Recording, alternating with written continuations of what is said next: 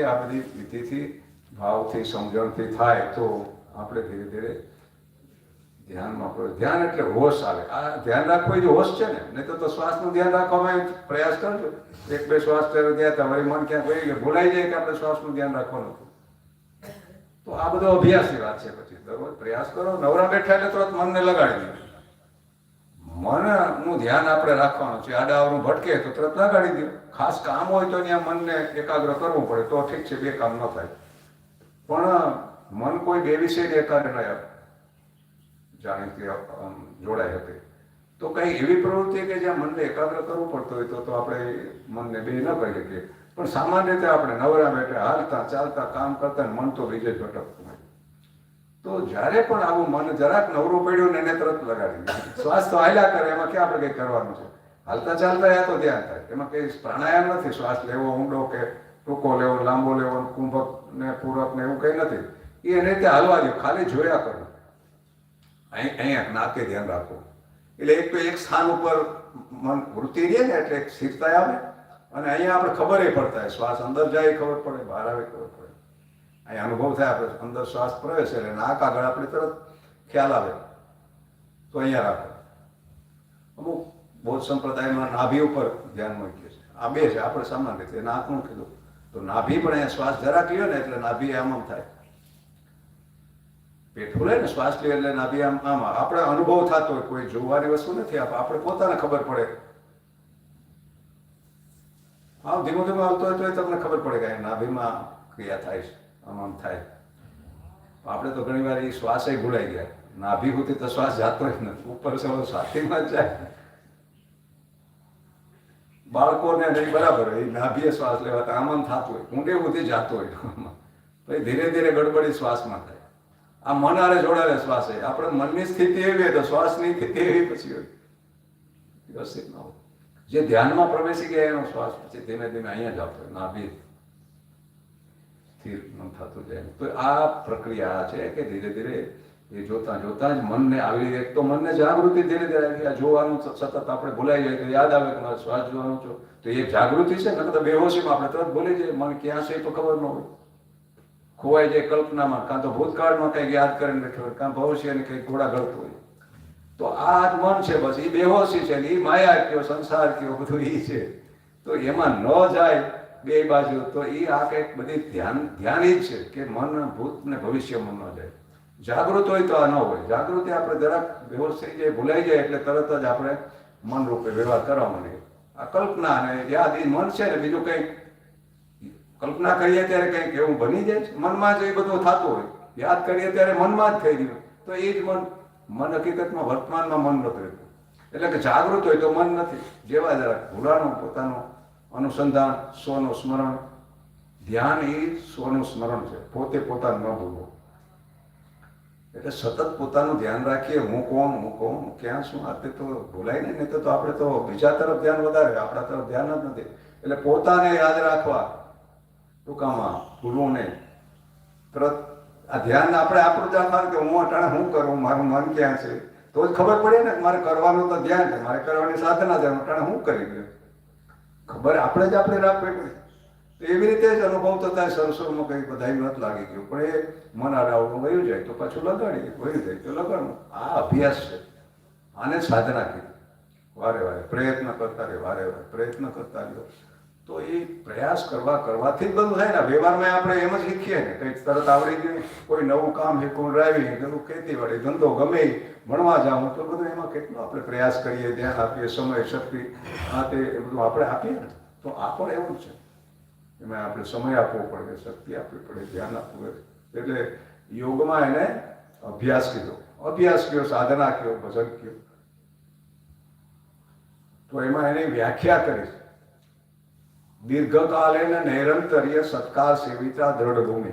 એ અભ્યાસ આવી રીતે થવો જોઈએ.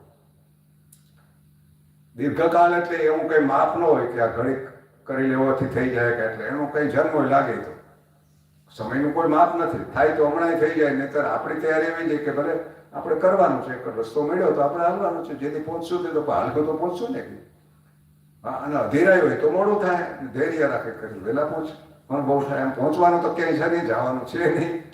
પણ આપણે એમ થાય કે જો કંઈક મેળવવાનું છે તો એ વાર લાગશે. તો અહીંયા સત્કાર છે રીતે એટલે એક તો પ્રસન્નતાથી અને શ્રદ્ધાપૂર્વક કરો. હવે કરવા ખાતર નહીં, કંટાળો આવતો હોય આપણે કરતા હોય, પણ મન તો બીજે હોય, મનોરંજનમાં ક્યાંક. પણ આ કરવાનું નક્કી કર્યું એમ કે માળા ભૂલાઈ ન જાય એટલે નક્કી કર્યું. તો એમણે એટલે તુલસીદાસે કીધું, હરિવ્યાપક સર્વત્ર સમાના પ્રેમ સે પગડ હોય સો મેં જાણા. તો પ્રેમ ભાઈ આમાં થવો છે ને, પ્રેમથી કરીએ. કારણ કે વાસ્તવિક પ્રેમ તત્વ પરમાત્મા છે, આનંદરૂપ સુખરૂપ એ છે, અને એને પ્રેમ કર્યું તો જ સાચો. બાકી આ સંસારના પ્રેમ તો છૂટી જવાના છે નાતા, એ તો સ્વાર્થના છે. કંઈક આપણે ત્યાંથી મળે સુખ કે કંઈક, પણ એટલે આપણે કહીએ કે મને પ્રેમ છે, મને પ્રિય લાગે. એ પ્રિયતા આપણા આત્માને એમાંથી સુખ મળતું એટલે જ હોય, બાકી ન હોય. એ મળતું બંધ થાય એટલે બીજે દિવસે અપ્રિય. ઘરે વાંચવું હોય, ઘરે કાપવા ત્યાં થઈ જાય. આજે વિષય આવીએ આપણે આમાં આવીએ તો આવી વાત છે. સરસ પ્રજાનો તો પણ આમ જળથી કરીએ, ભાવથી કરીએ. તમારે કોઈને બોલવું જ કોઈ બાજુ તો મને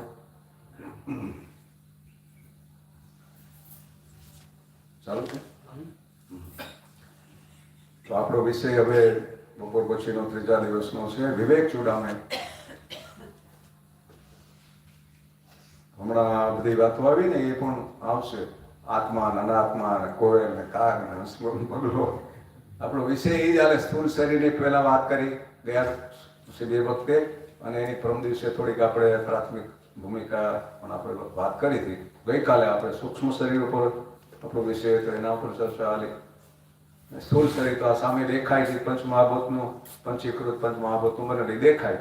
તો સૂક્ષ્મ એટલે કીધું કે દેખાતું નથી, પણ અનુભવ તો થાય. મન, બુદ્ધિ, ચિત્ત, અહંકાર, કર્મેન્દ્રિય, જ્ઞાનેન્દ્રિયો, 5 પ્રાણ, એ બધા અનુભવાય તો રહી જ. આપણે દેખાય એવા નથી, સૂક્ષ્મ છે, પણ અનુભવ તો થઈ ગયો છે બધાને. તો એ બધાને સૂક્ષ્મ શરીર કીધું. ક્રિયા જેમાં થઈ રહી, એ પ્રાણોની ક્રિયાઓ, તો એ બધું સૂક્ષ્મ શરીર છે. તો એ વિષયને આપણે આજે આગળ લઈએ. ગઈકાલે આપણે જોઈ ગયા હતા કે જેને આત્મજ્ઞાન થઈ ગયું એને માટે એમ કે એ સૂક્ષ્મ શરીર ખાક કર્યું છે, તેને માટે પછી ક્રિયા પરમત એવા જીવનમાં બંધનમાં નાખી શકે. એને પછી તાદાત્મ્ય રહેતો, સૂક્ષ્મ શરીર તાદાત્મ્ય ન હોય. તો આપણે કાલે ઉદાહરણ કીધું, પેલે સૂતળી સેન્દ્રી હળગી ગઈ પડીએ તો દેખાય કરી, દેખાવ હોય પણ કંઈ કામ ના આવે. એમ પછી એને આના હારે હું પણ ન હોય, સૂક્ષ્મ દેહમાં હું પણ. કારણ કે અટાણે તો આપણે સૂક્ષ્મ દેહનો તરફ બહુ ધ્યાન નથી, સ્થૂળ દેહમાં હું પણ હોય. એટલે સ્થૂળ દેહની પહેલા વાત કરી કે ધીરે ધીરે સ્થૂળ તો આપણે સમજાય, પછી સૂક્ષ્મમાં હજી આપણે હું પણ હોય. આ મારું મન છે, મારા પ્રાણ, હું આ શ્વાસ લઉં તો હું લઉં, મને કંઈક મનમાં થાય સુખ દુઃખ તો એ હું દુઃખી સુખી. એમ હું પણ આનો ભાવ, અભિમાન, સૂક્ષ્મ દેહમાં અભિમાન. તો એ ધીરે ધીરે એક એક કરતા કરતા એમાંથી અભિમાન અથવા તો હું દેહ છું, હું આ છું, એવું ધીરે ધીરે એમાંથી આપણે સમજીને એમાંથી છૂટવાનું છે કે વાસ્તવિક હું કોણ છું. બસ આ વિવેક કરવા માટે જ છે કે આ હું નથી. આ સમજાય તો આપણે એને હું ન માનીએ. ભલે વ્યવહારમાં તો રહે ને હું ફલાણો ઢીકડો કહીએ, પણ અંદર એક જાતની સમજણ ઊભી થાય કે હું દેહ નથી, આ સૂક્ષ્મ મન પણ નથી, બુદ્ધિ નથી, ઇન્દ્રિયો નથી, પ્રાણ નથી, એ બધું હું નથી. તો આગળ જોઈએ આપણે.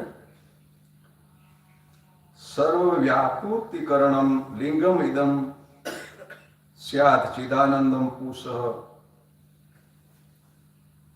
યસ્યાદ એકમ એવ લક્ષણસ્તસ્નેવ આત્મા ભવતી સંગોચયમ.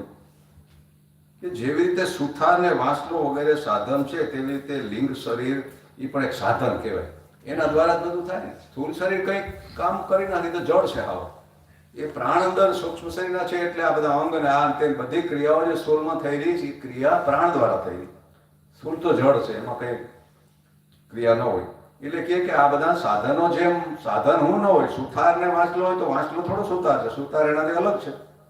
એમ સાધન આપણે છે, ગાડી હલાવતા હોય તો આપણે થોડા ગાડી છે, એ ડ્રાઈવર અલગ હોય ને. એમ સૂક્ષ્મ શરીરને આપણે આગળ જોઈ ગયા, એને ડ્રાઈવર સમાન ગણ્યું છે કે આ દેહને સૂક્ષ્મ શરીર ડ્રાઈવર, આ સ્થૂળ છે એ ગાડી. ગઈકાલે આપણે એ જોઈ ગયા હતા, મૃત્યુ થાય ત્યારે શું થાય, ગાડી પાર્ક કરી દઈએ સ્મશાનમાં. સ્મશાનમાં ગાડી પાર્ક કરીને પછી નીકળી જાય. તો અહીંયા કહે કે એ ચેતનેલો પુરુષને બધી ક્રિયાઓનું સાધન થાય છે, તેથી જ આત્મા અસંગ છે. આ બધી ક્રિયાઓ છે એ સાધનમાં થાય છે. પ્રાણ હાલે છે, કર્મેન્દ્રિય, જ્ઞાનેન્દ્રિય, અંતઃકરણ, એ બધી શરીરમાં થાય, બધી ક્રિયાઓ થઈ રહી. પણ એ ચૈતન્ય પુરુષ એ આત્મા એ અસંગ છે. અસંગ એટલે એને કે એને યારે સંબંધ નથી. જે રીતે આપણે હમણાં વાત કરીએ કે વાહન હોય તો વાહન થોડું આપણે છીએ, વાહનનો ઉપયોગ કરવાનો હોય, પણ વાહન હું છું એવું તો આપણે ન થાય ને. પણ એ અજ્ઞાનવશ આપણે વાહનને જ હું માની લીધો, અને જે કંઈ વાહનમાં થાય તેમ થાય કે હું હાલું, હું દોડું, હું કરું. સૂક્ષ્મ શરીરના વિવેચન બાદ હવે નિષ્કર્ષમાં જણાવે છે કે સૂક્ષ્મ શરીરના ધર્મો આત્મામાં નથી. ધર્મ એટલે આ કર્મેન્દ્રિય, જ્ઞાનેન્દ્રિય, આ એના હવાના ધર્મ છે ને. જ્ઞાનેન્દ્રિયથી જ્ઞાન થાય, કર્મેન્દ્રિયથી કર્મ થાય, મનથી વિચાર થાય, ચિત્તથી ચિંતન થાય, અભિમાનથી હું કરું છું કરતા ભાવ આવે છે, મન સંકલ્પ વિકલ્પ કરે છે. તો એ બધું એના ધર્મ કહેવાય. ઇન્દ્રિયોના, કર્મેન્દ્રિય, જ્ઞાનેન્દ્રિય, અંતઃકરણ, એ બધાના ધર્મ કહેવાય. એનાથી ઓળખાય. તો એ ધર્મો આત્મામાં નથી. આત્માને કોઈ ધર્મી નથી. આત્મામાં કોઈ ગુણ નથી. આ ત્રણ સચ્ચિદાનંદ કી પણ એના ગુણ નથી, લક્ષણ કીધા. સ્વરૂપ આવો છે એમ કહેવા માટે એના ગુણ નથી. તો અહીંયા કે આત્મા તો તે સૌથી ન્યારો અને અધર્મી તથા અસંગી છે. અસંગી એટલે એને સંબંધ નથી, થઈ શકે એમ નથી. કારણ કે ચૈતન્ય અને જળનો કોઈથી સંબંધ થાય નહીં. બે એકદમ વિરોધાભાસી છે. એક નાશવંત છે, એક અવિનાશી છે. એક જળ છે, એક ચૈતન્ય છે. એક પરિવર્તનશીલ છે, બીજો અપરિવર્તનશીલ છે. તો એ બેના લક્ષણ હમણાં આપણે કહેતા હતા ને, આ લક્ષણ આ છે કે ભાઈ કોયલ ને કાગના બે લક્ષણ ચલકતા, બે અલગ હોય તો આના લક્ષણ અલગ છે, આના અલગ છે, કે બે અલગ છે. સંબંધ થયો નથી. આપણે માની લીધો કે હું શરીર છું એટલે આપણે સંબંધ માની લીધો. સંબંધ આપણે તો હું શરીરને જ હું માનીએ. મારું શરીર માનીએ તો તે સંબંધ થયો કહેવાય. પણ શરીરને જ હું માનીએ આપણે તો. શરીરમાં હું કરીએ, શરીરને મારું કહીએ જ આપણે. આ હું ને મારું, આ ભૂલ, એમાંથી બંધન થયું છે. શરીર મારું કહે તો થોડુંક હજી તો સારું, પણ શરીરને હું આપણે કહીએ મારું કહે ત્યાં સુધી મારું કહે તો સમજાય કે મારું શરીર હોય તો હું અલગ હોય ને. મારું ઘર તો હું થોડો ઘર છું, મારા લુગડા તો હું કઈ લુગડા છું, એમ મારું શરીર તો હું થોડું, હું ને મારું અલગ હોય. હું ને મારું જેને કે મારું અલગ જ હોય. તો એને ભૂલ કીધી. હું મારું એ બંધનનું કારણ છે, અને હું મારું છૂટી જાઉં એ મુક્તિ છે. તો હું મારું ક્યારે છું કે આ બધું સમજાય ત્યારે, અને હું શરીરને કરીએ એ આપણે વાસ્તવિક જ્ઞાનનો બોધ થાય ત્યારે એ આપણે એ છૂટી જાય. પછી રે વાહન તો એ વાંધો ને એનો ઉપયોગ કરવાનો જ્યાં સુધી હલાવીએ ગાડી હાલે. એટલે અહીંયા ઉદાહરણ આપીને કે સુથારનો વાંસલો ને સુથાર અલગ, શિલ્પી ને હથોડી ને શિલ્પી અલગ, લેખક ને કલમ ને લેખક કલમથી લખે એ જુદા છે. એમ વ્યવહારિક, લૌકિક કે વૈદિક કર્મ કરનારું સૂક્ષ્મ શરીર, આ બધા કર્મ સૂક્ષ્મ શરીર થાય ને. વ્યવહારિક બધા પણ સૂક્ષ્મથી, લૌકિક કામ, વૈદિક કર્મ કરનારો, કારણ કે ક્રિયા બધી એનાથી થઈ એટલે એને કરનારો કીધું. શરીર તો બહારનો ખોખો છે. તેનો દ્રષ્ટા કે સાક્ષી આત્મા તેનાથી બી. આ બધું જે થાય ને એ શરીર, સૂક્ષ્મ શરીર અને તેનો દ્રષ્ટા. એટલે સૂક્ષ્મ શરીરને જાણનારો એનો દ્રષ્ટા. આપણે શ્વાસ હાલે તો એને જાણીએ, અંદર કંઈક વિચારો આવે તો જાણીએ, એ બુદ્ધિમાં તર્ક વિતર્ક થતા હોય, મનમાં સંકલ્પ વિકલ્પ ઉઠે, આ બધું આપણે જાણીએ. એટલે એ આત્મા સાક્ષી આ બધા એને જાણનારો એનાથી અલગ છે. એ જણાઈ રહ્યું છે એટલે એ અલગ, આ જાણવાવાળો અલગ. એમ આત્મા એ જાણનારો કીધો. દ્રષ્ટા, સાક્ષી એ ચૈતન્ય છે એટલે જાણી રહ્યો. આ જળને ચૈતન્ય અલગ વ્યાખ્યા કે ચૈતન્ય હોય એ જ જાણે. ચૈતન્ય છે, જળ વસ્તુ કોઈને જાણે નહીં. જળને પણ એ જાણે ને ચૈતન્ય પોતાને જાણે છે. પોતાને જાણી જ રહ્યા ત્યારે હું છું એ અનુભવ પોતાનો જ છે. તો એવી રીતે આપણે પોતાને જાણીએ. આ પોતે કોણ છે એ ખબર નથી, વળી હું શરીર એમ આપણે કહીએ. અને શરીરમાં એટલું દ્રઢ છે કે વાસ્તવિક હુંનો આપણે સ્પર્શ નથી થતો, અનુભવ નથી થતો. ઉપર છલો આપણે શરીરને હું કર્યા કરીએ. સૂક્ષ્મ શરીરનો નવા શરીરને ધારણ કરવા રૂપી જે યોનિ પરિભ્રમણ રૂપી ધર્મ આત્માને હતો. એટલે કે સૂક્ષ્મ શરીરને જીવ કીધો. ગઈકાલે આપણે જોઈએ ને લિંગ શરીર અથવા તો જીવ એને કીધું. એટલે એ મૃત્યુ થાય ત્યારે આ શરીરને ઉત્ક્રમણ એટલે કે આ શરીર પાછું સંક્રમણ એટલે બીજા શરીરમાં પાછો પ્રવેશ પામે. તો એ પ્રવેશવું ને આવવું જવું એ પણ સૂક્ષ્મ શરીરમાં છે. આત્મામાં કોઈ ક્રિયા નથી. આત્મા તો સર્વવ્યાપી એક જ ચેતના, એમાં કોઈ ક્રિયા નથી. આત્માને જવાવાનું નહીં, આત્માને મરવાનું નહીં, આત્માને જન્મવાનું નહીં, કોઈ ધર્મો નથી. એ તો સ્થિર શાંત ચૈતન્ય છે. તો એ આપણે છીએ. આ બધા ધર્મો દેહના છે. અંતઃકરણ, સૂક્ષ્મ, કારણ, સ્થૂળ. એ જ પ્રમાણે સૂક્ષ્મ શરીર તેના લિંગ દ્વારા દર્શ્ય છે. એટલે કે એના લક્ષણ કયો પ્રતિક આ બધા અંદરના આપણે જોઈએ કે જ્યારે આત્મા અદ્રશ્ય અને તેનો દ્રષ્ટા હોવાથી સૂક્ષ્મ શરીર કે તેની સ્વપ્ન અવસ્થાથી અસંગ અને અધર્મી છે. આત્મા એ દ્રષ્ટા છે, એ દ્રશ્ય નથી. આ લિંગ શરીર છે એ દ્રશ્ય છે, એટલે કે એને આપણે જાણીએ. જોવાના દ્રશ્ય એટલે કે આંખોથી જોવાની વાત નથી, પણ આપણે એને જાણી રહ્યા એટલે આપણે જ્ઞાતા કહીએ દ્રષ્ટાને બદલે કે એને જાણવા વાળા છે, એ આપણે જણાવી રહ્યા છે. જ્યારે આત્મા અદ્રશ્ય છે, એ જાણવા વાળો અદ્રશ્ય એટલે કે એને કોણ જાણે? આપણે જાણવા પ્રયાસ કરીએ. ભાઈ આપણે પોતે તો છે, પોતે જ પોતાને જાણે ને અન્યને જાણે, એ જણાવી લ્યો. એને પછી કોણ જાણે? એ કોઈ જાણવાનો વિષય એટલે તો નથી બનતો. એટલે કે અગમ અગોચર કીધો, અલક્ષ્ય કીધો, અલખ નિરંજન. એ નિરંજન છે, અલગ છે, એટલે કે લક્ષ્યમાં ના આવે, જાણીનો વિષય ન બને, જોવાનો વિષય ન બને. જોનારો પોતે જ છે, એટલે તો કે અનુભવમાં આવે કે હું છું, સોહમ અયમ આત્મા બ્રહ્મ અહમ બ્રહ્માસ્મિ. એમ જ્યારે અનુભૂતિ થાય ત્યારે આ બધો શબ્દો એને વ્યક્ત કરે કે હું આવો છું, આવું છું, પોતાને અનુભવાય ને. એનું વર્ણન તો નથી થતો, પણ અનુભવ તો એને થતો હોય. પછી વર્ણન માટે તો શબ્દો જુદા જુદા વાપરવા પડે કંઈક, પણ શબ્દમાં પણ વર્ણન થઈ શકે એવું નથી. પણ કોઈને કોઈ શબ્દોથી આપણને અંદાજ આવે કે ભાઈ આત્મા કેવો છે, આકાશ જેવો, ગગન સદાસમ છે, આવો છે, તેવો છે. અનુભવ તો અનુભવ છે. આખરે એ અનુભવ હાવ તો શબ્દોમાં તો નહીં આવે. એટલે તો સાંભળીએ ગમે એટલું તો એ અનુભવ થોડું. અનુભવ વિના તો સંશય ન જાય ત્યાં સુધી ખ્યાલ. એટલે એને અપરોક્ષ અનુભૂતિ કીધી. આ પરોક્ષ જ્ઞાન મળે. આપણે વાતો કરીએ એનાથી પરોક્ષ જ્ઞાન મળે. શાસ્ત્રથી ચર્ચા, સત્સંગ, આ બધું પરોક્ષ જ્ઞાન જ કહેવાય. કે આત્મા હું કોણ છું ને આ સૂક્ષ્મ અલગ છે, ના અલગ છે, ના અલગ છે, એ બધું પરોક્ષ જ્ઞાન કહેવાય. પણ આપણે અનુભૂતિ થાય એ અપરોક્ષ, એને વિજ્ઞાન કીધું. આ જ્ઞાન કહેવાય. આ બધું જ્ઞાન. જ્ઞાનમાં જ્ઞાતા, જ્ઞાન, જ્ઞેય, એ બધું ત્રિપુટીથી આ બધો જગતનો વ્યવહાર હાલે. એટલે જગતનું જે કોઈ સ્થૂળનું જ્ઞાન છે એ બધાને જ્ઞાન કહેવાય. અને આત્મજ્ઞાનને વિજ્ઞાન કીધું, વિશેષ જ્ઞાન. વિજ્ઞાનમ છે આત્મદર્શનમ. આત્મદર્શન એટલે દર્શન સત્ય જોવાનું નહીં, પણ અનુભૂતિ એને વિજ્ઞાન કીધું, વિશેષ જ્ઞાન. વિજ્ઞાનમ છે દ્રશ્ય શૂન્યતા. એવા શબ્દો ઘણી જગ્યાએ આવે. દ્રશ્ય શૂન્યતા, દ્રશ્ય જ ન રહ્યું તો દ્રષ્ટા ક્યાંથી રહે? દ્રશ્ય દર્શન દ્રષ્ટા ન રહ્યા એ શૂન્ય જેવું. દ્રશ્ય શૂન્યતા એટલે કે નામરૂપ આકાર ન રહ્યા. દેહનો પછી પોતાને આકાર છે એવો અનુભવ અંદર ન થતો. બહારથી અહીં જોઈએ તો શરીર દેખાય, અંદર એવું પછી થાય નહીં કે મારે કોઈ આકાર છે, હું નિરાકાર છું, કંઈક ખાલી શૂન્ય જેવો છું, કોઈ આકાશ જેવું છે ખાલી, એવું આપણે અનુભવ થાય પછી. કારણ કે આકાર તો દેહને છે. દેહ હારે હું છું ત્યાં સુધી તરત હુંનો વિચાર આવતા આપણે તરત દેહનો આકાર ને એ બધું આપણે હું ભાવ થાય. અને હું આવડો છું એવો આપણે તરત ભાવ થાય. પણ એકવાર દેહ ભાવ ન રહીએ પોતાના વાસ્તુ, પછી દેહ હોય દેખાય તો હું દેહ છું એવું કોઈ એવું ભાન ન થાય. અંદર આવો જ ભાવ રહીએ, ખાલી કંઈ નિરાકાર શૂન્ય જેવું, કંઈ નથી એવું, આવું કંઈક આપણે કેવું પડે.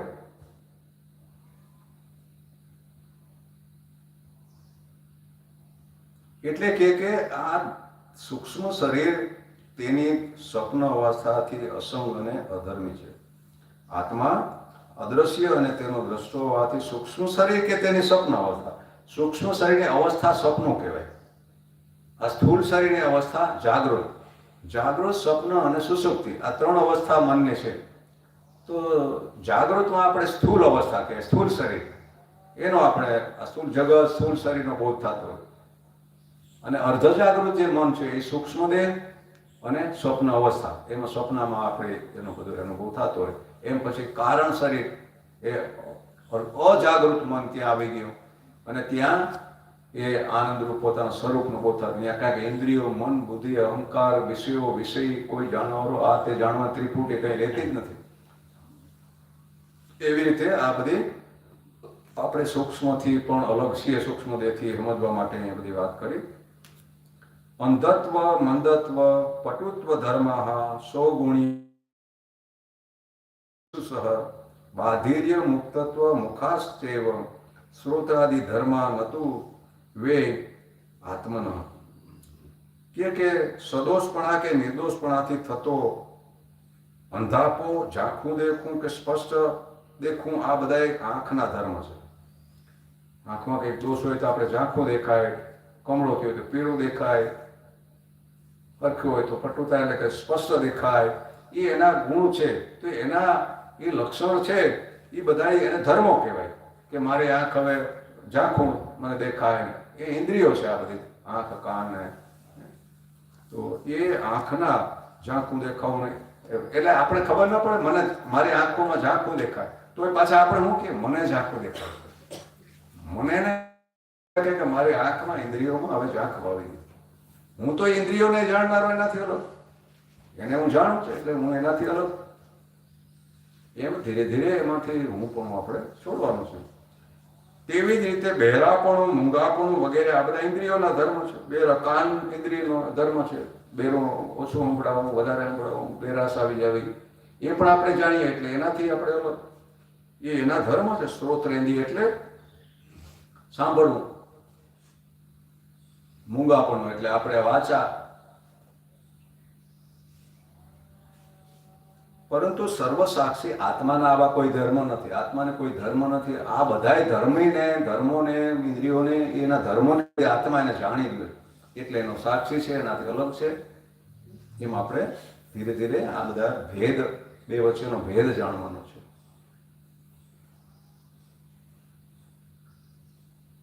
ઉચ્છ્વાસ નિશ્વાસ વિજૃંભણમ ક્ષુત સ્પંદનમ उत्क्रमण आदिका क्रिया प्राणादि कर्माणि वदन्ति तजग्ना प्राणस्य धर्मावसान पिपासे. કે શ્વાસ લેવો, ઉચ્છ્વાસ બહાર કાઢવો, બગાસું, છીંક, મરણ કાળે ઉત્પન્ન વગેરે ક્રિયાઓ પ્રાણાદિના કર્મો છે. વિશેષ યજ્ઞ એટલે કે જાણકારો એને તથા ભૂખ તરસને પ્રાણના જ ઉર્મી કીધી. પ્રાણના ધર્મો છે. એ પણ ભૂખ લાગે, તરસ લાગે છે, સુખ દુઃખ એ મનની ઉર્મી છે, જન્મ મરણ એ દેહની, સ્થૂળ દેહની ઉર્મી છે, અથવા તો એના ધર્મો છે એમ આપણે કહી શકાય. પૂર્વોક્ત ચર્ચા મુજબ હવેના 2 શ્લોકમાં ઇન્દ્રિય અને પ્રાણના ધર્મના વિવરણ દ્વારા આત્માનું અધર્મીપણું સમજાવવામાં આવ્યું છે. અધર્મી એટલે આત્માને કોઈ ધર્મ નથી. આ બધા ધર્મ છે. સૂક્ષ્મ શરીરના જે બધા એ સમૂહ છે એ બધા એનો પોતાનો ધર્મ છે. ત્યારે આત્માને કોઈ ધર્મ નથી. એને કોઈ લક્ષણ, ધર્મ, ગુણ એવું નથી. એટલે તો નિર્ગુણ કીધા છે, ગુણાતીત. એટલે તો એ જાણવામાં નથી આવતો. ને તો જાણીને લઈએ કઈ નથી એટલે ન જણાતો. એ રહસ્ય છે. આપણે બધા એને મથામાં જાણવા માટે કહીએ. વૈજ્ઞાનિકો કેટલા ખોજ કરે, અબજો રૂપિયા નાખે, હજારો વૈજ્ઞાનિકોને યંત્રો લગાડ્યા, ગોલ્ડ પાર્ટિકલ શોધી કાઢ્યો, ફલાણો શોધી કાઢ્યો. મથામણ કરે માણસો, પણ એ કોઈ દી ન જાણી શકાય. બીજો માની જ્યાં સુધી ખોજ નથી ત્યાં સુધી જાણી નહીં. પોતે જ પોતાને ખોજી દે એવી આ તો વાત છે. કે પોતે જ એ છે એને પોતાને ખબર નથી, બહાર ખોજી રહ્યો છે.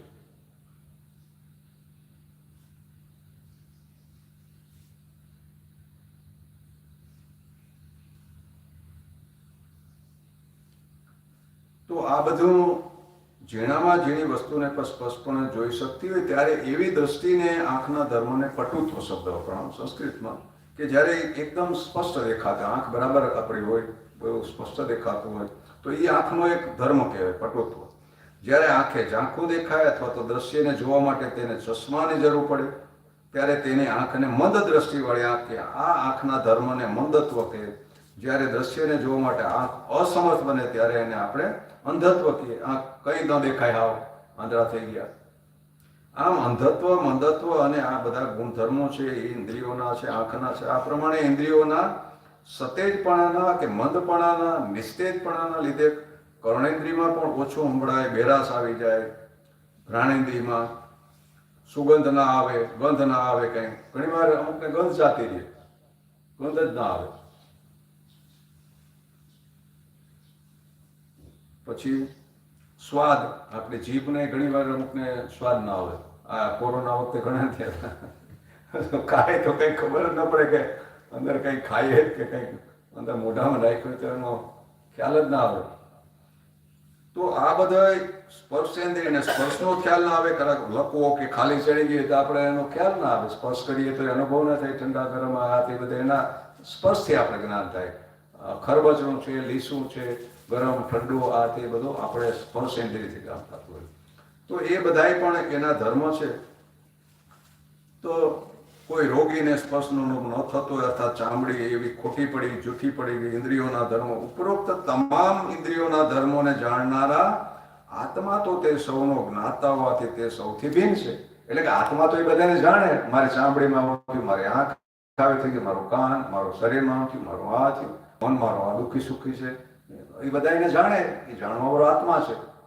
પણ આપણે હું દુઃખી, હું સુખી, હું આંધળો, હું બેરો, હું આ બધા એમાં કર્યા કરીએ તો ધીરે ધીરે આપણે એ સમજણ કેળવવાની છે. તે ભલે વ્યવહારમાં વાતો કરીએ પણ આપણે અંદરથી સમજણ આવી હોય છે કે હું નહીં, મારો કાન, મારું મન, મારું બધું, અને હું જુદો, હું એને જાણનારો. આ અભ્યાસ છે સતત. આપણે આવું ચિંતન મનન કર્યા કરીએ તો દ્રઢ થાય, ઓલો જૂની આદત છૂટે, જાગૃત થાય, સભાનતા આવે. ધીરે ધીરે વ્યવહાર કરતા કરતા પછી સભાનતા રહીએ કે આ બધું હું નથી. બોલાઈ જાય ક્યારેક પણ આમ અંદરથી પાછું યાદ આવી જાય કે ભાઈ હું નહીં, એવી સમજણ ધીરે ધીરે ઊભી થાય. તેથી બધા ધર્મો સાક્ષી આત્માના નથી. આ બધાય ધર્મો કીધા એ આત્માને કોઈ ધર્મ નથી. બધાય ધર્મ ઇન્દ્રિયોના અંતઃકરણ કે એ સૂક્ષ્મ શરીરના ધર્મો છે.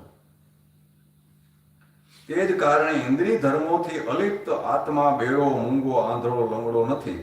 તેમ છતાં અજ્ઞાની જન સ્વયંના આત્મ સ્વરૂપથી અનભિજ્ઞ હોવાથી ઇન્દ્રિયના ધર્મ સાથે તાદાત્મ્ય કરી સ્વયંને તેવી ખામીવાળો, મૂંગો ને બેરો ને અપંગ ને દુઃખી ને સુખી ને એ પોતાને એવું માન્યા કરે.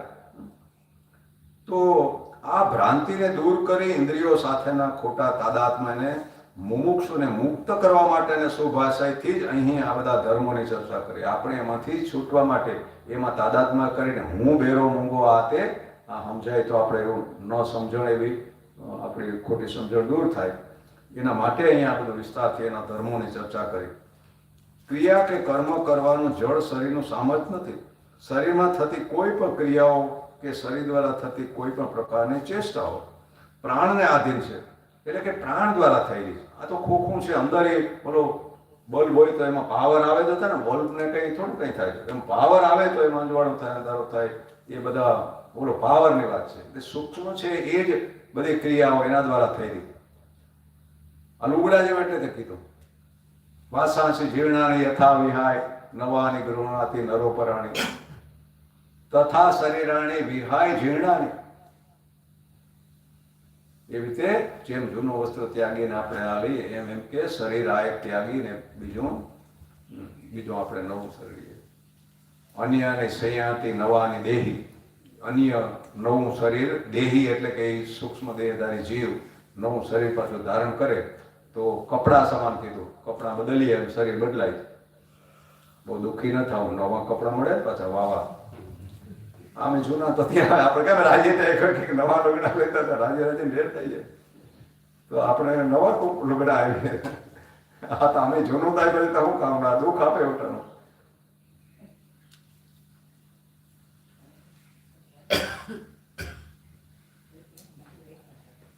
ક્રિયા કર્મ કરવાનું જળ શરીરનું સામર્થ્ય. શરીરમાં થતી કોઈ પણ ક્રિયાઓ કે શરીર દ્વારા થતી કોઈ પણ પ્રકારની આ બધી એ પ્રાણ દ્વારા થયેલી છે, પ્રાણને આધીન છે. સર્વ કર્મો પ્રાણના છે તેવું પ્રાણ વિજ્ઞાનને જાણનાર પ્રાણના વિશેષજ્ઞો કહે છે. એમ કે એને જાણનાર આજના વૈજ્ઞાનિકો કહે કે એનર્જી આપણે કહે ને, એનર્જી તો એ છે, શક્તિ તો એ છે.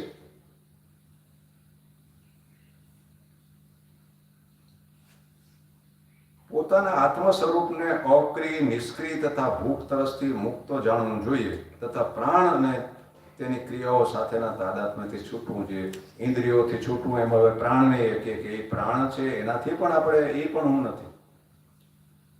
પ્રાણ એ હું નહીં, આપણે આત્મા.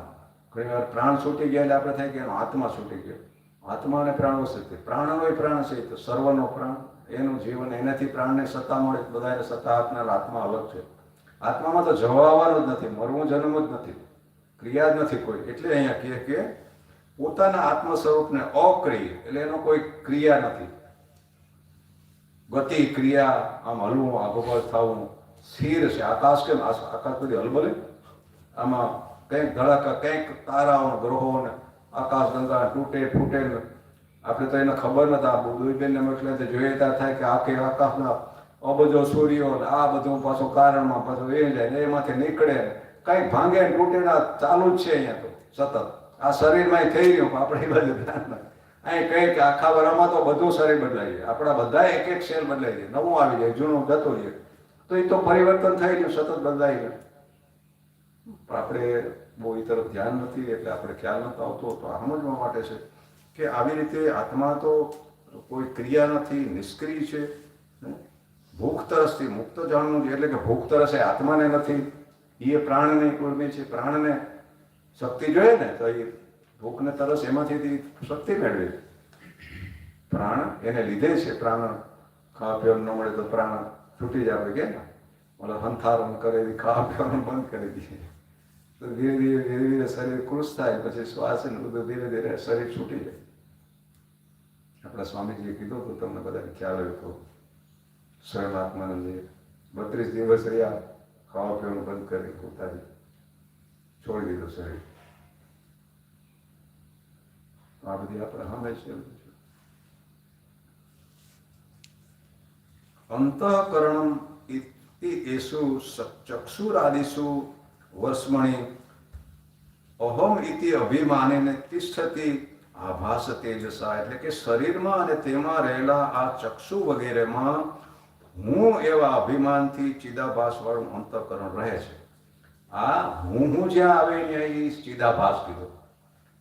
આ હું આંધળો, હું બેરો, હું દુઃખી, હું સુખી, હું આ કરું, એ હું પણ બધું જ્યાં જ્યાં બધી ક્રિયાઓની સાથે જોડાય, દેહ આ બધા ધર્મો સાથે જોડાય, એ ધર્મોવાળા એ હુંને જ અહીંયા ચિદાભાસ કીધો. એટલે કે સાચો હું નહીં, આભાસ. અહંકાર એટલે કીધું ખોટો, મિથ્યા અહંકાર એટલે શબ્દ મિથ્યા બને.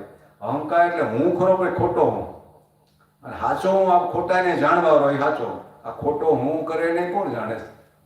આ દેહ હું કરીએ તો દેહ નહીં જાણે કોણ? એ જાણવા છે સાચો હું છે. એટલે એને હમ બ્રહ્માસ્મિ કહ્યું, હું બ્રહ્મ છું, હું આત્મા છું, સોહમ, હું તે છું. તો એ બધા એ હું સાચાવાની વાત છે. એટલે હું ને મારવાનો નથી, હું કોણ છું સમજવાનો છે, મારવાનો નથી. એ તો મરેલ જ છે. આ હું જાણી લઈ તો એ તો આ ખોટો તો છે નહીં, એનું અસ્તિત્વ જ નથી. એ બધા અહંકાર ને દેહમાં આવ્યા ને પ્રકૃતિના ધર્મો છે. હું પણ ને અહંકાર તો કે એ ચિદાભાસ વાળો અંતર. એટલે કે આપણે અંતર બુદ્ધિ છે ને એ ઓલી કાચનો ન હોય અરીસો એવું છે, એમાં પ્રતિબિંબ પડે. ચૈતન્યનું બુદ્ધિમાં સૂક્ષ્મ સાત્વિક પ્રકાશ જેવો છે બુદ્ધિ. તો એ ચૈતન્યનો એનો પ્રકાશ પડે એટલે બુદ્ધિ ચેતનવંતી લાગે. અને એટલે એ બુદ્ધિ કે અંતઃકરણ ચૈતન્ય અને એમાં જે પ્રતિબિંબ થઈ રહ્યું, હા હું પણ ચિદાભાસ, એ ત્રણેય મળીને આપણે જીવ કહેવાય. કારણ કે ખાલી બુદ્ધિ તો જળ છે, એમાં તો કંઈ ચૈતન્ય નથી. એટલે વિચાર સાગરમાં આ બધી વાતો હોય, પ્રશ્ન કરે કે ભાઈ આમાં જ્ઞાન કોને થાય? આપણે થાય, મને થાય તો હું કોણ? જો હું આત્મા હોય તો આત્માને તો અજ્ઞાન નથી, આત્મા તો જ્ઞાનરૂપ છે. એને વળી અજ્ઞાન ક્યાં આવે તેને જ્ઞાન થવાનું હોય? તો આપણે કે મનને થાય કે બુદ્ધિને થાય? બુદ્ધિ તો જળ છે, જળને થોડું જ્ઞાન થાય? જળ વસ્તુને કઈ જ્ઞાન થાય? એટલે કે જીવને જ્ઞાન થાય. એ જે જીવ ચિદાભાસ છે, ખોટો હું, એ હુંને જ સમજાય કે હું આ નહીં, હું આ છું. હવે જ્યારે આત્મવિચાર કરે, હું કોણ છું, સતત ચિંતન કરીએ તો એ વાસ્તવિક હું છે ને એમાં એ મૂળમાંથી આ ખોટો હું ઊભો થયો છું. તો એટલે કે આત્મચિંતન કરીએ તો ખબર પડે કે આ અરીસામાં દેખાય એવું નહીં, પણ હું આ પ્રતિબિંબ છું. અમે આપણે પ્રતિબિંબમાં જોયા કરીએ. આધ્યાત્મિક રીતે જોવું હોય તો કહેવાય કે બુદ્ધિના દોષ છે. પ્રતિબિંબ જે ખોટા હાથો દેખાય ને એ બધા બુદ્ધિ અરીસાના દોષ છે.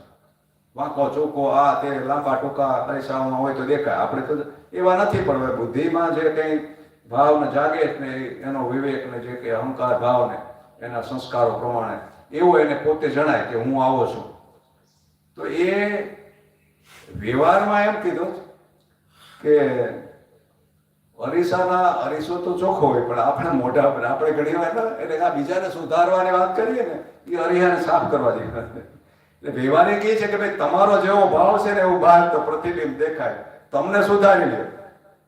દોષ અહીં પ્રતિબિંબમાં છે. વ્યવહારમાં આ વાત આવે. આધ્યાત્મમાં એ કે ભાઈ પ્રતિબિંબ અરીસામાં દોષ છે.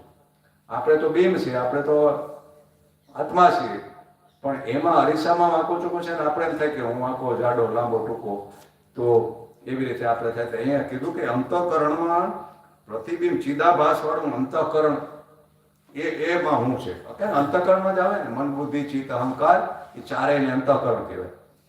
તો મન છે એ તો સંકલ્પ વિકલ્પ કરે, આ કરાય ન કરાય એવું જ કર્યા કરતું હોય. મન નિર્ણય ન લે. જ્યારે નિર્ણય લેવાય કે આ કરવા જેવું છે ને આ બરાબર, એ બુદ્ધિનું કામ. નિર્ણય લેવો એ બુદ્ધિએ લીધો. મન કોઈ નક્કી ન કરી શકે.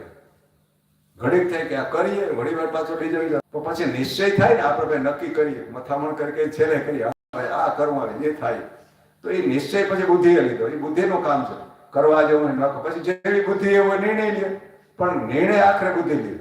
નિશ્ચયાત્મિકા બુદ્ધિ. પછી ચિત્ત છે એમાં ચિંતન કરે. આપણે કોઈ વિષય ઉપર ચિંતન કરતા હોય એ ચિત્ત છે. અને ચિત્તમાં બધા અનાદિના સંસ્કારો બધું ચિત્તમાં રહેલું છે.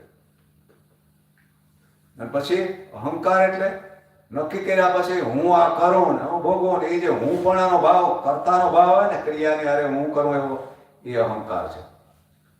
એટલે આવી રીતે અંતઃકરણમાં આ બધું થઈ ગયું.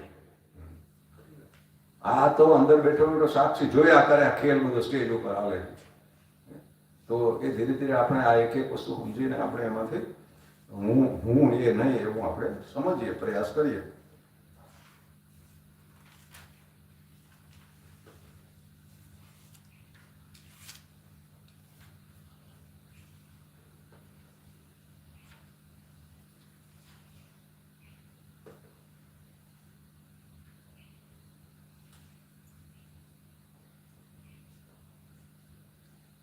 આગળનો સ્વર અહંકાર સ વિજ્ઞેય કર્તા ભોક્તા અભિમાન્ય અન્ય સત્વાદિ ગુણ યોગેન ચ અવસ્થાત્રય અશ્નુતે.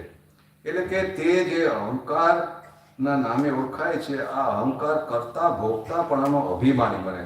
એટલે કે હું કરું છું, અથવા તો દુઃખ જે ભોગવીએ, કોઈ જે ભોગ કરીએ ત્યારે પણ એ હું ભોગ કરું છું, હું સુખી, હું દુઃખી, હું કરું છું, એમ કરતા ભોગતા પણ બે એ અહંકારમાં રહેલો છે.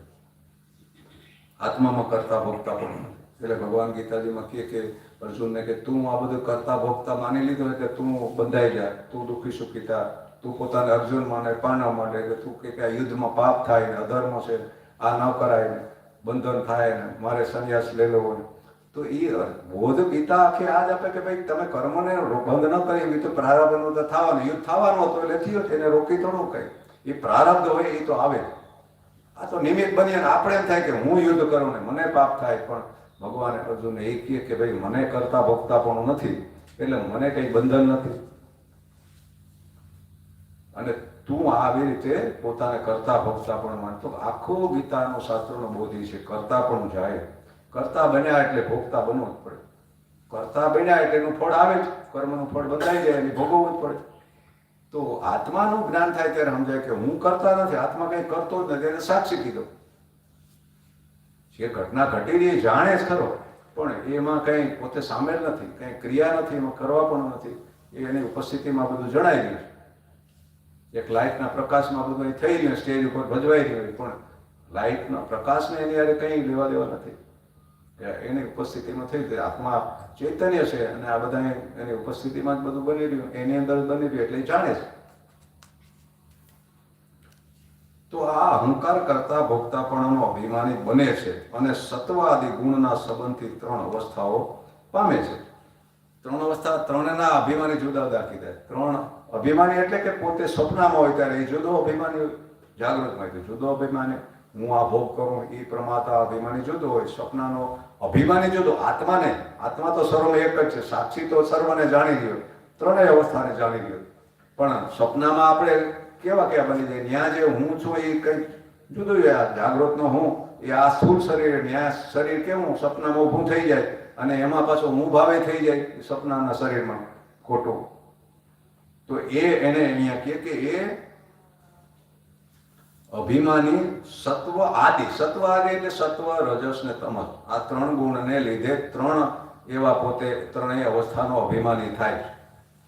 જે જાગૃતનો અભિમાની છે એ સ્વપ્નાનો ને સ્વપ્નનો આમાં હોય, સુષુપ્તિનો અભિમાની એ જુદો હોય. એમ એ અભિમાની તો કાલ્પનિક ગુણ છે, તો એ ત્રણેય અભિમાની અલગ અલગ. એવી રીતે એમ કે સત્વગુણ આદિના ગુણના સંબંધથી ત્રણ અવસ્થાઓ પામે, એટલે અભિમાનની ત્રણ અવસ્થા. અભિમાનીની એ ખોટો હું, અભિમાની એટલે કરતા ભોગતા, પણ સપનામાં આપણે દુઃખ સુખ ને બધું થાય જ ને, તો એ જુદો હોય. અભિમાની ત્યાં ભોગવવાળો એ જુદો છે. જાગૃતમાં જે ભોગવનારો અભિમાની દેહ અભિમાની, હું દેહ માનું ને જે ભોગવે જ કરે, તો એ પણ અલગ હોય. વિષયાણામ અનુકૂલે સુખી દુઃખી વિપર્યયે સુખમ દુઃખમ ચ તદ્ધર્મ સદા આનંદસ્ય આત્મન. એટલે કે વિષયોને અનુકૂળતામાં સુખી અને પ્રતિકૂળતામાં દુઃખી થાય. સુખ દુઃખ તેના અહંકારના ધર્મ છે, સર્વદા આનંદ સ્વરૂપ આત્માના નથી. આ સુખ દુઃખ એ પણ ધર્મ કોના? અહંકાર. હું સુખી હું દુઃખી એ પણ અહંકાર માને છે કે હું દુઃખી થયું છે. જે પોતાને દેહ માની રહ્યું એ થાય એમાં બધા પોતે સુખી દુઃખી કરતા ભોગતા એવું માને, તો એ આત્માને એવા કોઈ ધર્મ નથી. આત્મા એ અહંકારને જાણે છે. જે દુઃખી સુખી થઈ રહ્યો ને એને પણ આત્મા જાણી રહ્યો છે. એટલે તો છે કે આપણું ધ્યાન રાખવું એટલે કોણ? આપણે આ પોતાનું ધ્યાન રાખવું. પોતે આ શરીર ફલાણો ભાઈ જે આપણે ક્યાં નહીં, ફલાણો ભાઈ હું નથી, એ નથી રાખવાનું યાદ. વ્યવહારમાં એ બધું કરી રહ્યો, પણ એને જાણે એ કોણ છે? એ હું છું. લખુભાઈ કે હામદભાઈ હું નહીં. લખુભાઈ હામદભાઈ નું ધ્યાન રાખે, અંદર બેઠો બેઠો એને જાણે બધું અંદર હું હાલે, લખુભાઈ હું કરે, હું વિચારે, હું બોલે. એમ જે એ જાણે છે એ આપણે છે. એટલે આપણે આ દેહ ભાવ છે એને છોડવાનું, એ નામ ભાવે ભૂલી જવાનું, એ બધા એને જાણી રહ્યો છે એ હું છું. ઉપનિષદને એક વાર્તા આવે કથા, એક વૃક્ષ હોય ને બે પક્ષી હોય ને એવું બધું દાદા અનેક ઉદાહરણો આપીને આપણે સમજાવે કે એક ઝાડ ઉપર વૃક્ષ ઉપર બે પક્ષી છે. એમાં એક પક્ષી છે એ તો ડાળીએ ડાળીએ ફરે જ ને ભોગ કરે, ફળના કડવા મીઠા ખાટા જે કંઈ ફળ છે એ ભોગવે. અને ટોચે બેઠું એક પક્ષી એમ કે કંઈ કરતું નથી, સ્થિર રહીને ખાલી જોયા કરે. તો આ ઉદાહરણ આપીને એમ સમજાવે કે એ જે ઉપર ટોચે બેઠું પક્ષી એ આપણું સ્વરૂપ, એ સાક્ષી. અને આ ખોટો હું આમાં ડાળીએ ડાળીએ ખાટા મીઠા કડવા જેવા ભાઈ કરમ કર્યા એવા ભોગ ભોગવે એ બધું એ છે. તો જ્યારે એમ કે એમાં ડાળીએ ફરતો ફરતો ક્યારેક એનું ધ્યાન જ્યારે ઓલા પક્ષી તરફ જાય ત્યારે એ તરત વિચારવા માંડે કે આ પક્ષી કોણ છે. અને જેવો એ વિચાર કરતું થાય ને તો એ આ પક્ષી એમ કે આ એમાં ભળી જાય. આ આત્મવિચાર. પોતે જ્યારે આત્માનો વિચાર એ કે તારા માનેલો હું છે ને ખોટો, એ ઓલા હાચાઓમાં એમાંથી તો ઊભો થયો પાછો એમાં ગયો જાય, એ ભળી ગયો, હાચાઓમાં બોધ થાય. એટલે રમણ મહર્ષિ એક જ પ્રશ્ન કરે, તું કોણ, તમે કોણ? કઈક પ્રશ્ન પૂછે, હું અજ્ઞાની બાબુ, તો કે કોણ કે હું અજ્ઞાની છે? હું કે અમને બાબુ તો કોણ કે મને નથી ખબર પડતી, કોણ કે હું જાણું? બસ સતત એ પૂજા કરો. પાછા કે હું દુઃખી, તો એ કોણ કે હું દુઃખી છું? એ વિચાર બહુ હોય બાપુ, એ કે વિચાર બહુ હેરાન કરે. તો કઈ કોને આવે વિચાર? તમે પ્રશ્ન કરતા રહ્યો સતત. તો વિચાર પાછા આપણે થાય કે તો એ વિચાર તો મને આવે કે તો એ હું કોણ? એ વિચાર જેને આવે એ કોણ છે? તો એ સાચો હું છે. આપણે આ વિચાર નહીં જાણવાના બધા, એટલે સતત હું કોણનો એ પ્રશ્ન છે એ એક જાતની સાધના છે.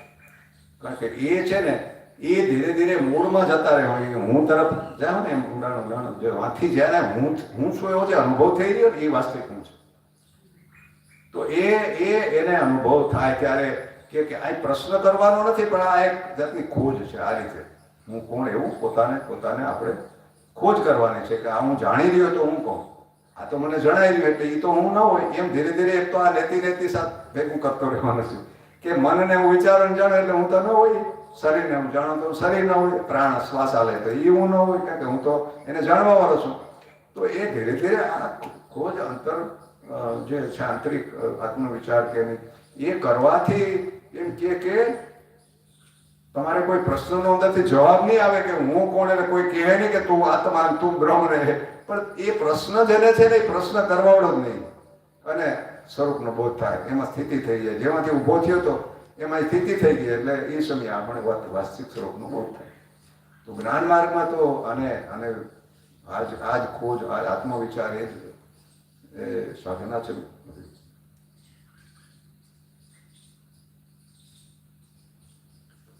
વિષયોને અનુકૂળતામાં સુખી અને પ્રતિકૂળતામાં દુઃખી થાય તેના અહંકારના ધર્મ આ તે બધું એ અહંકાર છે.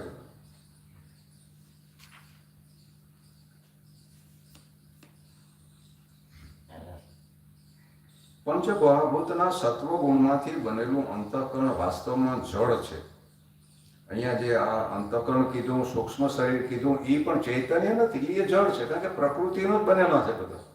કારણ, સ્થૂળ, સૂક્ષ્મ ત્રણેય શરીર આ અલગ અલગ અનેક વર્ણન કે બધું છે ને, આખરે જળ એટલે કે પ્રકૃતિના બનેલા, ત્રણ ગુણના જ બનેલા છે. અને એ જે જાગ્રત, સ્વપ્ન, સુષુપ્તિને જ બ્રહ્મા, વિષ્ણુ, મહેશ કહી શકાય. એ બધી ત્રિપુટી છે, એ સગુણ, સાકાર, એ મનની અવસ્થાઓ છે. એટલે એ માયા જ છે. ત્યાં સુધી એ ત્રણેયને જાણનારો છે. એ માયાતીત કયો કે અજ્ઞાન, આનાથી પર, એને સર્વને જાણો, સાક્ષી, એ આપણું સ્વરૂપ. એને ચોથો કીધો તુર્યાતીત. આપણે આરતીમાં બોલીએ ને,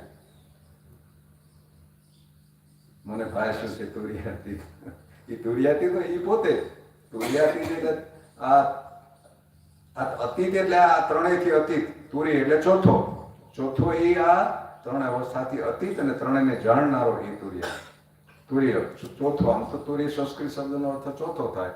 ચોથો પહેલો બીજો આમાં કહેવાય નહીં, પણ આ ત્રણ અવસ્થાને જાણનારો એને ચોથો શબ્દ એના માટે વપરાણો. કે આ ત્રણેયને જાણનારો છે એટલે ત્રણેયથી અલગ છે. અને આ ત્રણ અવસ્થા બદલાય કરે એટલે એ દ્રશ્ય છે બધું, એ મિથ્યા છે. અને જાણવારો બદલાતો નથી એટલે સાચો છે. એમ આ બધી ઓમકારમાં આ માંડવ્ય ઉપનિષદમાં બધે આ જ મુદ્દાઓ છે.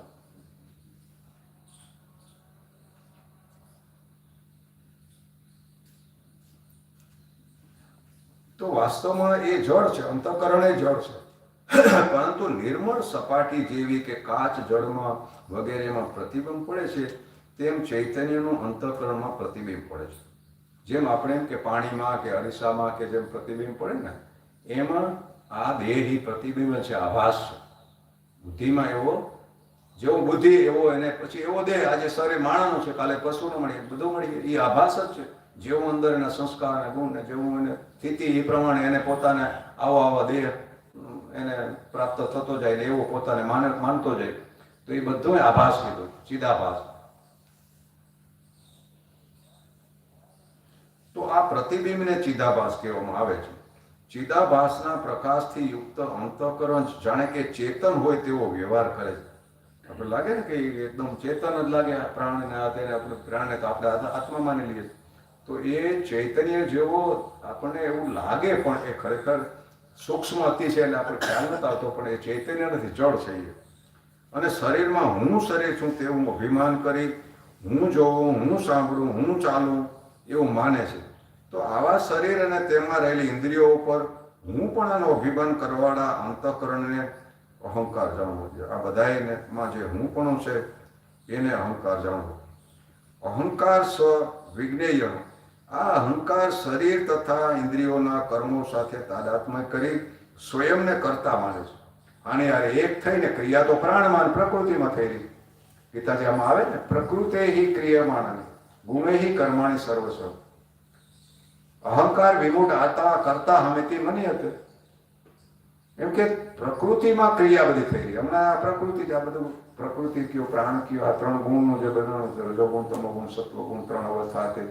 તો એ કે પ્રકૃતિ હિ ક્રિયમાણ, એટલે કે પ્રકૃતિમાં ક્રિયા થાય.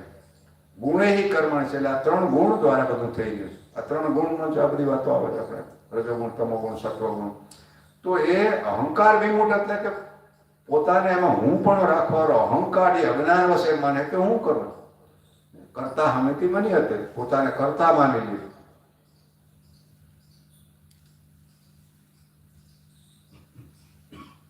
આ અહંકાર શરીર તથા ઇન્દ્રિયોના કર્મો સાથે તાદાત્મ્ય કરી સ્વયંને કરતા માને તથા ઇન્દ્રિય ભોગ સાથે તાદાત્મ્ય કરીને ભોગતા ભાવને ધારણ કરે છે. એટલે કે ઇન્દ્રિયો સાથે તાદાત્મ્ય કરીને પોતે ભોગવે છે એવું એને ભાન થાય. ઇન્દ્રિયો દ્વારા જ ભોગ થાય ને, ખાટા, મીઠા, કડવા, તીખા જે કંઈ જ્ઞાનેન્દ્રિય દ્વારા ભોગ થઈ રહ્યા છે એ બધા એ ભોગ કહેવાય. આમ તે કરતા અને ભોગતા બને છે. આ અહંકાર જ સત્વગુણ, રજોગુણ, તમસ ગુણના યોગથી સ્વપ્ન, જાગ્રત, સુષુપ્તિ અવસ્થાને પ્રાપ્ત થાય છે. જ્યારે અંતઃકરણમાં રજોગુણ પ્રધાનપણે રહેલો હોય ત્યારે અહંકાર જાગ્રત અવસ્થાને પ્રાપ્ત થઈ જાગ્રત અવસ્થાના સ્થૂળ પદાર્થ સાથે વ્યવહાર કરે. એટલે કે જાગ્રત અવસ્થાને રજોગુણ કીધું છે.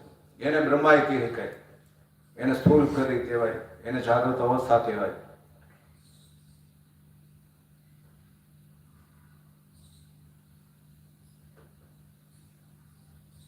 એટલે એ રજોગુણ એ જાગૃત અવસ્થા અટાણે આપણે રજોગુણમાં આપણી ક્રિયા કર્મનો વ્યવહાર કરી રજોગુણ આપણા સ્થૂળનું જ્ઞાન થાય અને સ્થૂળ દેહનો અભિમાન અત્યારે કામ કરતો હું કરું હું જાણું ને બધું. તો એ સ્થૂળ પદાર્થો સાથે પછી વ્યવહાર કરીએ આપણે દેહ આખો આ બધા સ્થૂળ આવે.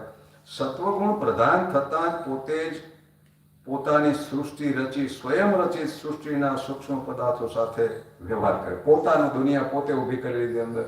એ આપણામાં અંદર જ ઊભી થાય ને, આપણે તો સૂતા હોય શરીરની અંદર, એ મનમાં જ બધું ઊભું થાય ને આખી સૃષ્ટિ બહાર જેવી જ અંદર ઊભી થઈ જાય. એટલે ત્યાં આપણે કહેવાય કે એ આપણું સપનું છે ને આ બહાર છે એ ભગવાનનું સપનું. એનું ઊભું કરે એટલે લાંબુ હાલે એટલે સાચું લાગે ને ઓલું આપણે ઊભું કરી પાછું આપણે સવારે જાગીએ પાછું મિથ્યા. એટલે એ આપણે ભૂલી જઈએ ને એને ખોટું માની લઈએ. પોતાની સૃષ્ટિ રચી સ્વરથી સૃષ્ટિના પાછા સૂક્ષ્મ પદાર્થો સાથે પોતે જ વ્યવહાર કરે. એકોહમ બહુ શ્યામ એ એકમાંથી અનેક થઈ ગયો ને આ સિદ્ધાંત છે કે એકમાંથી આવી રીતે અનેક એક જ પોતે જ માંથી જ અનેક ઉભો થાય. ભોગતા કરતા ભોગના પદાર્થ વિષયો ત્રિપુટી બધી એમાં મનમાંથી ઊભી થઈ જાય અંતઃકરણમાંથી. તો આને અહંકારની સ્વપ્ન અવસ્થા કીધી. આ જે પછી અંદર સ્વપ્નું છે એ પછી અહંકારને સ્વપ્ન અવસ્થા. તમોગુણ દ્વારા જ્યારે અંતઃકરણ આચ્છાદિત થઈ જાય ત્યારે અહંકાર સ્વપ્ન કે જાગૃતના પદાર્થોને જાણતો નથી. સપનામાં પછી આપણે સપના તમસ પાછું આવે ને તમસ ત્યારે આપણે સપનાય ન હોય. આપણે નિંદર ને સપનાને એક માની લીધું. નિંદરમાં તો સ્વપ્ન આવ્યું. નિંદર છે એ વાતે તે સુષુપ્તિને નિંદર કરી કે ત્યાં પછી સ્વપ્નાય ન હોય. ત્યાં આપણી ઇન્દ્રિયો પ્રાણ અહંકાર મન કયો આ બધું છે ને સંકેલાય કારણ શરીરમાં અંતઃકરણ લઈ પામી જાય. હમણાં ગાઢ અંધકાર આવે છે એટલો અંધકાર આવી જાય હમણાં ધારો કે તો લઈ આમાં લઈ પામી ગયા. એટલે કે પછી આપણે અહીંયા બેઠા હોય તો એકબીજાને દેખીએ એવું માની લઈએ આપણે ઘણીક વાર. પણ આપણે છે તો ખરા ને લઈ પામી ગયો એ દેખાતું નથી પણ છે તો ખરા સૂક્ષ્મ રૂપે સંસ્કાર રૂપે. એટલે તો પાછા એ સવારે પાછા જાગીએ સંકલ્પ ઉઠાડે ને વળી પાછા એમાંથી આ સૂક્ષ્મ ને સ્થૂળ ને બધા એ કારણમાંથી પાછા પ્રગટ થયા અંજવાળું થયું ને પાછા ખુલ્લા થયા. તો એ અવસ્થાઓ આવી રીતે બદલાય છે. બાકી આપણે ત્યાં કારણમાં વયા જાય ત્યારે કંઈ નથી હોતું અને ત્યારે આત્માનો જ આનંદ હોય છે. પણ ત્યાં જ્ઞાન નથી થતું કારણ કે એ તમસ છે ને એટલે જ્ઞાન નથી થતું તો નહીં તો છૂટી જાય. એ કારણ શરીર છે એ જ અજ્ઞાન છે મૂળ પ્રકૃતિ એમાં જ બધું રહેલું ને એમાંથી બાજુ બહાર આવે ને એમાં પાછું જતું રહે. આ દી આખું ચક્કર ચાલ્યા કરે પ્રલય. આ એક નથી કે ઉત્પત્તિનો ક્રમ લેવો હોય તો એ કારણમાંથી સૂક્ષ્મ સૂક્ષ્મથી સ્થૂળ અને ઉલટો ક્રમ લેવો હોય લઈનો તો સ્થૂળમાંથી સૂક્ષ્મથી કારણ. એમ આપણા આ ત્રણ શરીર ને ત્રણ અવસ્થાનો આ ક્રમ છે. એમાં બ્રહ્માંડની પણ જે અવસ્થા એને આપણે મહાપ્રલય કહીએ એ ઈશ્વરના ત્રણ અવસ્થા ત્રણ શરીર એમાં ત્રિપુટી છે. આ ઓમમાં ઈશ્વરના ત્રણ શરીર અને ત્રણ અભિમાની એમ આપણા જીવના ત્રણ શરીર ને ત્રણ અભિમાની. એ મૂળમાં પાછા મૂળ ઈશ્વરની મૂળ પ્રકૃતિમાં પાછું બધું લઈ પામી ગયું. ઈશ્વરનું આ સ્થૂળ જગત બ્રહ્માંડ છે ઈશ્વરનું શરીર છે. તો આપણું આટાણે સ્થૂળ શરીર છે એનો જ અભિન્ન અંગ છે એનાથી અલગ તો નથી. એટલે એમ કે સ્થૂળ ઈશ્વરના સ્થૂળ શરીર અને આપણા સ્થૂળ શરીરનો સંબંધ છે એટલે એક જ છે. પછી આપણું સૂક્ષ્મ શરીર છે એનો ઈશ્વરના સમષ્ટિ છે એનું સૂક્ષ્મ શરીર છે તો એની આરે એક જ છે. એટલે એ એક રીતે તો આપણે એની આરે એક જ છે અલગ નથી ભગવાનથી.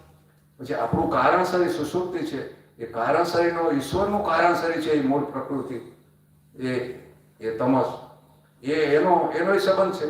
બીજું આ સ્થૂળ સૂક્ષ્મ ને યારે જોડાય સૂક્ષ્મમાંથી તો ઊભો થયો એટલે એ સૂક્ષ્મમાં જતો રહે સૂક્ષ્મ કારણમાં હોય એટલે બધું એક થઈ જાય ને.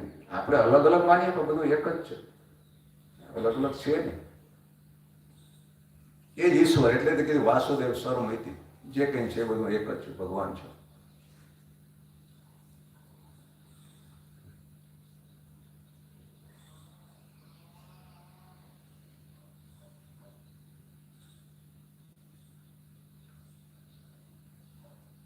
એટલે સુષુપ્તિમાં એમ કહે કે તમોગુણ જ્યારે વધે ત્યારે અંતઃકરણ આચ્છાદિત થઈ જાય, એટલે કે ઢંકાઈ જાય. અંધારાથી જેમ ઢંકાઈ ગયા આ જગત આખું, એમ અંદર બધું આપણા જુદું જુદું પણ હતું ને વિભાજિત, એ બધું એ ઢંકાઈને અંદર આવરણ થઈ ગયું. એટલે ન રહ્યું કે ત્રિપુટી તો જ્ઞાન એના, એટલે કે આપણે મને કંઈ ખબર નહોતી, કારણ કે ખબર રાખવાવાળો અહંકાર એના નહોતો, મન નહોતું, ઇન્દ્રિયો નહોતા, વિષય નહોતા. તો ત્રિપુટી જ નથી રહી એટલે આપણે થાય કે મને કંઈ ખબર નહોતી. પણ મને ખબર નહોતી એ પણ એક ભાન તો છે ને, એ કંઈ જ્ઞાન તો છે ને. તો એ ખબર નહોતી એ કોને? તો એ આત્મા ત્યારે હોય તો કેમ મને ખબર નહોતી? તો એ તો હતો, આપણે આત્માની ઉપસ્થિતિ હોય તો આ ન જાણવાનું પણ એક બોધ થયો. હું નહોતો જાણતો, કંઈ નહોતું જાણવાનું, એ પણ એક અનુભવ છે, એ પણ આપણા સ્વરૂપનો છે. એટલે કે ત્રણેય અવસ્થાને જાણવાવાળો છે, અને ત્રણેયથી અલગ જાણવાવાળો છે એટલે અલગ છે, અને ત્રણેય અવસ્થાઓ અલગ છે. અને ત્રણ અવસ્થા બદલાયા કરે એટલે એ કાલ્પનિક છે, માયા છે, મિથ્યા છે, પરિવર્તનશીલ.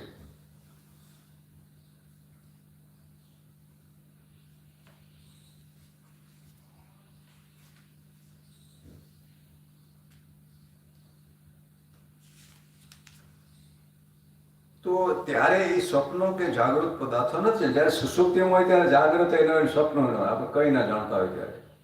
કારણ કે એ એટલે જ કહે કે જો એ સત્ય હોય તો એકારે ત્રણેય અવસ્થાનો અનુભવ થવો જોઈએ.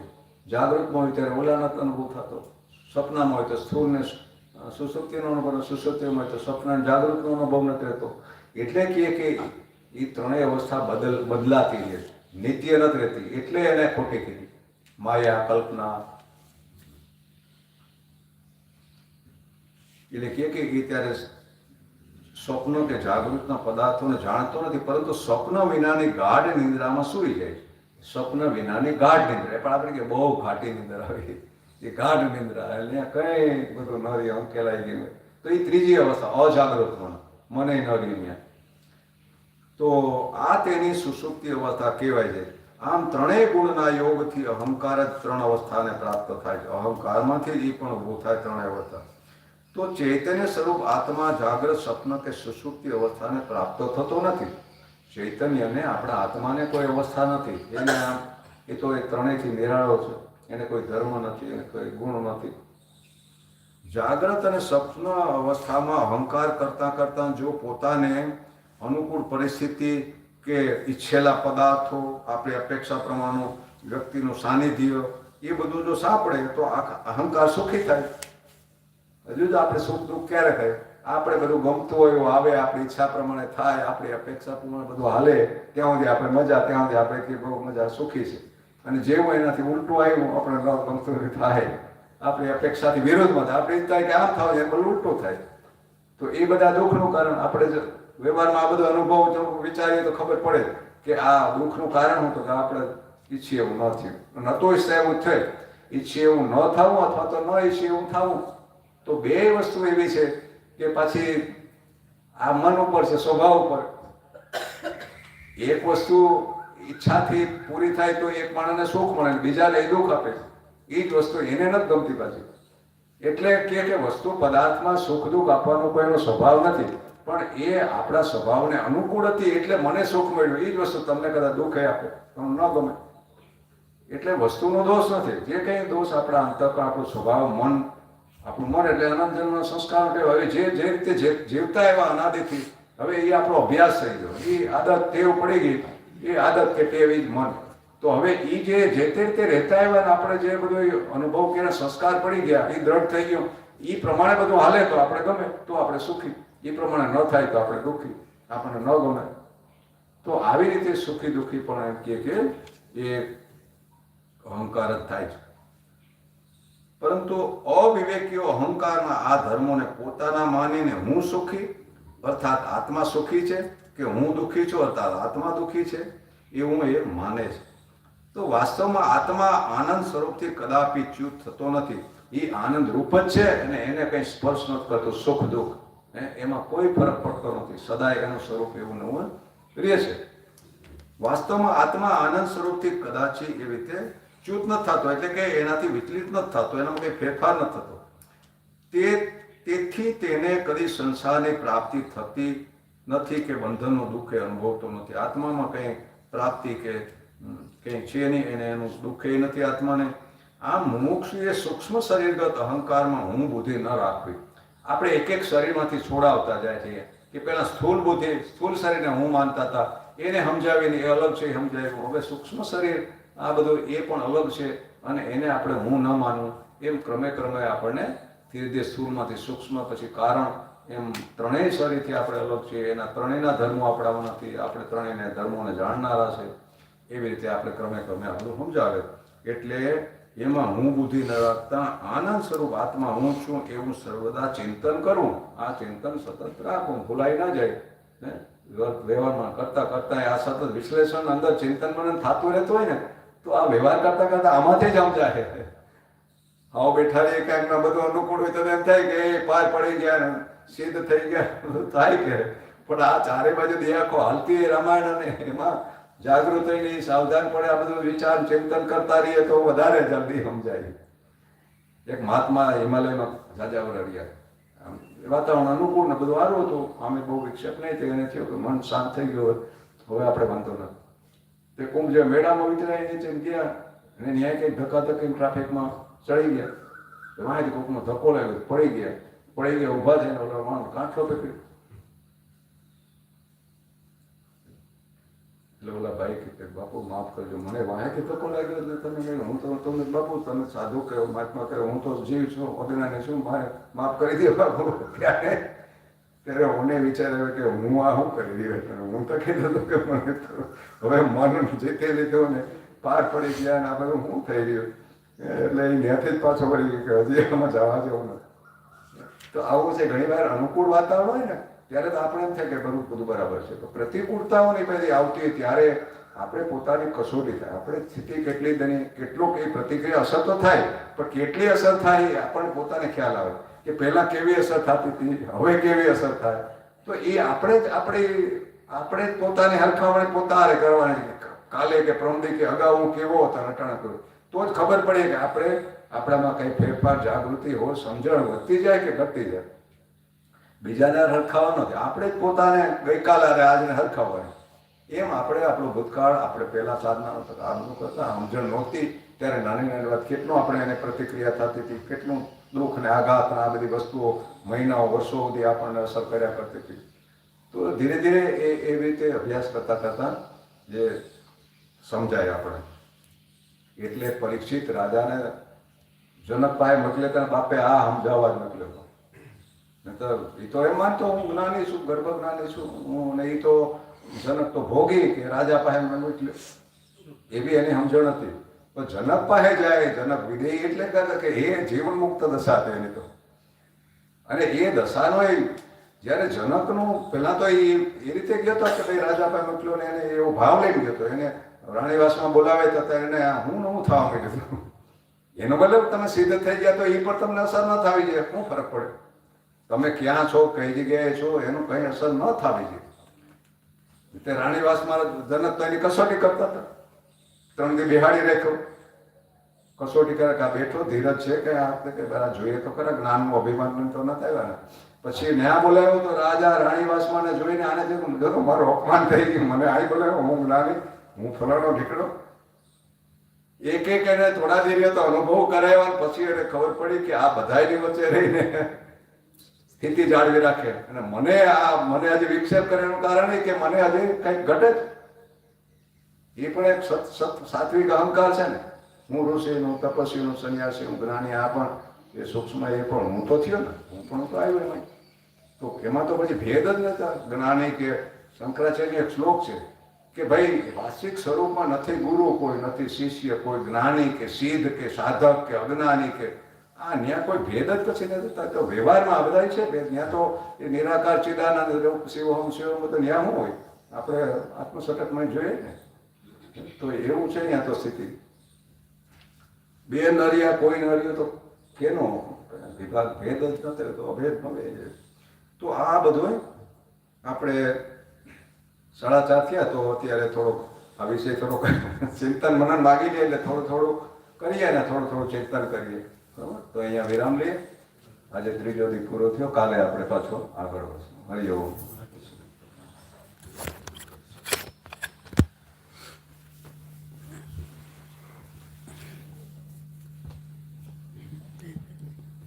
ઓકે કેન્સલ કરીને